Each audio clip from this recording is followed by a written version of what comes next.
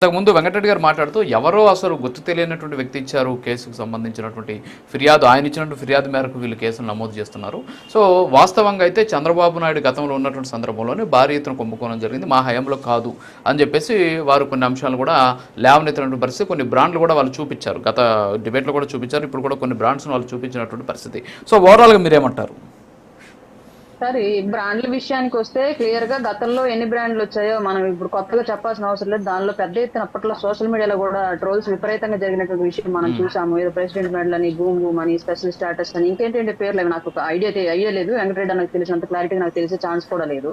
ఈ పేర్లు అనేవి గతంలో పథకాలు చంద్రబాబు నాయుడు గారి టైంలో పెట్టినటువంటి పథకాలకి తర్వాత పేర్లు మారి ఎలాగైతే జగన్మోహన్ రెడ్డి గారి టైంలో కూడా కొన్ని అమలయ్యాయో అలాగే బ్రాండ్లు అనేవి కూడా ఎవరు ప్రభుత్వం వచ్చిన తర్వాత వాళ్ళు ఏవో కొత్త బ్రాండ్లు పెట్టుకొని వాళ్ళ యొక్క మార్కుని చూయించుకోవడం అనేది సర్వసాధారణమైన విషయము. కానీ ఇక్కడ సమస్య ఏంటంటే అండి, ప్రైవేట్ వ్యక్తుల చేతుల్లో ఉన్నప్పుడు ట్యాక్స్ కట్టే వాళ్ళ ఇష్టారీతిగా వాళ్ళ మార్కెటింగ్ కోసం, వాళ్ళ పబ్లిసిటీ కోసం, వాళ్ళ రిటైల్ పెంచుకోవడం కోసం వెయ్యి తలలు అన్నట్లుగా వాళ్ళు ఇష్టమైనటువంటి బ్రాండ్లు పెట్టుకుంటారు, తెచ్చుకుంటారు. దాని మీద ప్రభుత్వం కేవలం క్వాలిటీ చెకింగ్ మాత్రమే చేయగలిగింది, అలాగే ఆదాయ వ్యయాల యొక్క లెక్కలు మాత్రమే తీసుకోగలిగింది. కానీ ప్రభుత్వం నడుపుతున్న టైంలోనే అట్లాంటి దౌర్భాగ్యమైన బ్రాండ్లు నడవడం, అంత చీప్ క్వాలిటీ ఆఫ్ మద్యం నడవడం, దాని ద్వారా వందలాది మంది ప్రాణాలు కోల్పోవడం, ప్రాణాలు కోల్పోయిన వ్యక్తుల గురించి బయట పెడితే ఒకే రోజు ఒకే ఊర్లో మహిళలు కాకుండా చిన్నపిల్లలు కాకుండా కేవలం మద్యం సేవించిన వాళ్ళు మాత్రమే 26 మంది చనిపోతే వాళ్ళు సహజ మరణాలుగా ప్రభుత్వానికి సంబంధించి వచ్చినటువంటి మంత్రులు మీడియా ముందు వచ్చి చెప్పడము, ఇట్లాంటి దౌర్భాగ్యమైన దారుణమైన సంఘటనలు ఒక్క వైఎస్ఆర్సీపీ టైంలోనే జరిగాయి క్లియర్ గా. కాబట్టి ఈ విషయంలో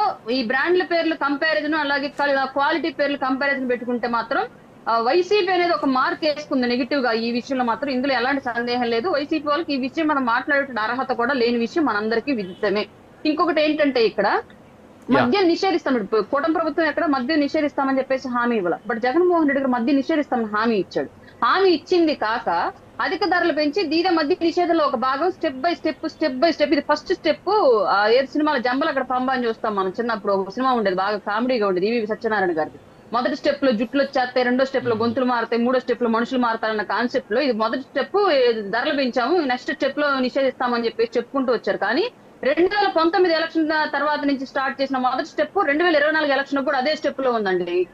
ఆన్లైన్ పేమెంట్లు ఆమోదించలేదు, లాస్ట్ లో ఏదో ఒక 4 నెలలు 5 నెలలు ఆమోదించినట్టున్నారు. అది పెద్ద ఎత్తున ప్రతిపక్షాలు గోల చేస్తే కానీ ధరలు తగ్గలేదు, బ్రాండ్ల యొక్క క్వాలిటీ పెరగలేదు, మద్యం అమ్మకాలు పెరగలేదు, షాపులు అదే సిచ్యువేషన్ లో నడిపారు. ఈ దారుణాలన్నింటినీ చూసాం కాబట్టి ఇవాళ అందులో కుంభకోణం జరిగింది అనడానికి ఎవరో తెలియని వ్యక్తి కంప్లైంట్ ఇచ్చారని చెప్పేసారు, ఓకే.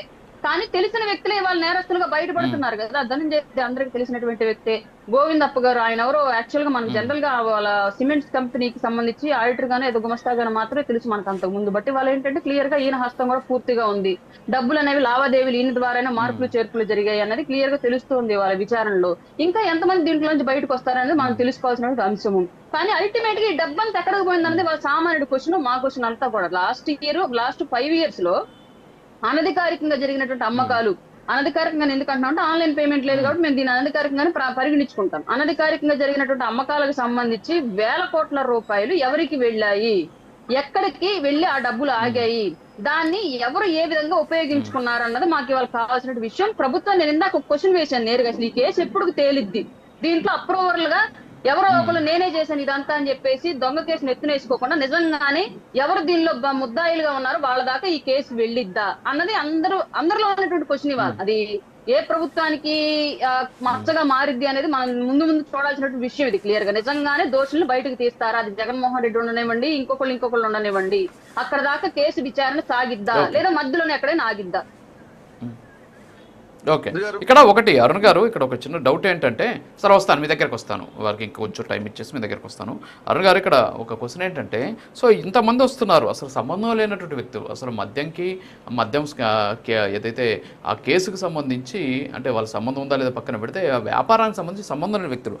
వాస్తవంగా ఇక్కడ మనకి ఎక్సైజ్ శాఖ మంత్రి ఉంటారు, అసలు ఎక్సైజ్ శాఖ మంత్రి అసలు ఏమీ లేదు పాపం, ఆయనకి సంబంధించినటువంటి పేరు లేదు, ఆయన ఏం మాట్లాడుతున్నారో తెలియదు. కనీసం ఆయన బయటకు వచ్చి నేనే ఆ శాఖకు సంబంధించి మంత్రిగా పనిచేశాను, నా హయాంలో ఇది జరిగింది లేకపోతే జరగలేదని చెప్పేటువంటి పరిస్థితి కూడా లేనటువంటి సిచ్యువేషన్.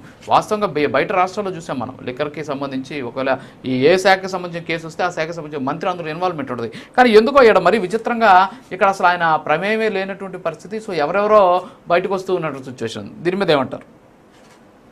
సార్ ఒక్క ఎక్సైజ్ శాఖ మినిస్టర్ అనే కాదు, గత 5 ఏళ్లలో ఏ మంత్రిత్వ శాఖ కూడా ఆ మంత్రి నిర్వహించలేదు సార్. ఇది మనందరికీ తెలిసిన విషయమే. వాళ్ళందరూ ప్రెస్ మీట్ పెట్టి మాట్లాడిన సందర్భాలు ఏవైనా ఉన్నాయంటే అది కేవలం పవన్ కళ్యాణ్ గారి సినిమాల గురించి, పవన్ కళ్యాణ్ గారు వేసిన ప్యాంటు షర్ట్ల గురించి, అలాగే చంద్రబాబు నాయుడు గారి యొక్క కుటుంబ విషయాలు, ఇలాంటి వాటికి సంబంధించి ప్రెస్ మీట్లు పెట్టారు తప్ప ఎవరి శాఖ ఎవరికి ఏమీ తెలియదు. అన్ని శాఖలు కలిసి కేవలం పార్టీలో ఒక నలుగురు మాత్రమే నిర్వహించారు. ఆ నలుగురిలో జగన్మోహన్ రెడ్డి గారు కూడా ఉన్నారా లేరా అన్నది కూడా తెలియని సిచ్యువేషన్. ఎందుకంటే పరిపాలనా వ్యవస్థ బయటకు కనిపించినంత కూడా వేరే నలుగురు కనిపించారు. జగన్మోహన్ రెడ్డి గారు కనిపించాలి, అసలు ప్రజలకు కూడా కనిపించాలి. పరదాల మధ్యలో వచ్చి వెళ్ళారు. కింది స్థాయిలో గెలిచినటువంటి ఎమ్మెల్యేలు కూడా జగన్మోహన్ రెడ్డి గారిని కలిసి ఈ గ్రౌండ్ లో ఇది జరుగుతుంది, ఇలా ఉన్న పరిస్థితి అని చెప్పేటువంటి సిచ్యువేషన్ అయితే